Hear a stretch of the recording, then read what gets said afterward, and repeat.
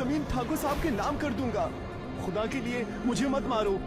नवीन भागता हुआ मुंशी के घर पहुंचा और कहने लगा, मुंशी जी, कहाँ दस्तखत करना है? बोलिए, मैं साइन करने के लिए तैयार हूँ।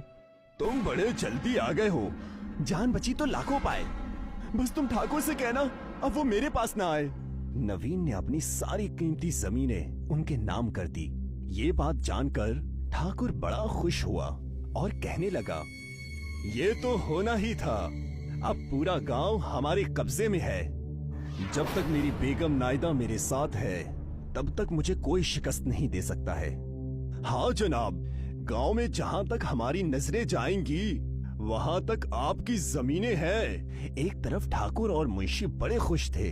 गांव के लोगों ने एकजुट होकर बैठक रखी। आखिर कब तक हम ठाकुर की बेईमानी सहते रहेंगे? उसकी डरावनी बेगम बहुत खतरनाक है। कहीं अगर उसने काला जादू कर दिया तो हम कहीं के नहीं रह पाएंगे। जो कुछ भी हमारे पास है सब चला जाएगा। आखिर कब तक ऐसे दब कर रहे हम? तभी उन सब की नजर नवीन पर पड़ती है, जो अपनी बेगम की तस्वीर लेकर बाग की जानिब जा रहा होता है। नवीन, रुक जाओ, कहाँ जा रहे हो? हम में से अगर जो सबसे ज्यादा लूटा है ठाकुर से तो वो तुम ही हो। आखिर तुम ऐसे खामोश कैसे रह सकते हो? कब खून खौलेगा तुम्हारा? उनकी बातों को अनदेखा करके नवीन बाग में अपनी बेगम की तस्वीर लेकर चला गया और वहां जाकर उस तस्वीर से बातें करने लगा। अगर तुम यहाँ पर होती बेगम तो हम यहाँ से कोसों दूर चले जाते। नवीन तस्वीर को नीचे रखकर रोने लगा था कि उस तस्वीर से एक तेज रोशनी आई और उसकी बेगम तस्वीर से बाहर आ गई, जिसे देखकर सारे गांव वाले खौफजदा हो गए। बेगम तुम, ये सब कैसे हो गया? अल्लाह ने मेरी सुन ली।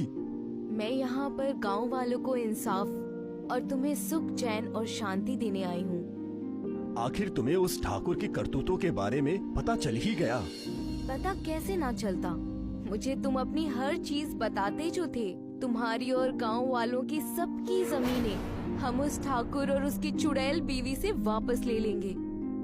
अलीशा के इतना कहते ही सारे मिलकर ठाकुर के घर के सामने गए। ठाकुर, तुम्हारी और तुम्हारी उस चुड़ैल बेगम की खैर नहीं, बाहर निकलो।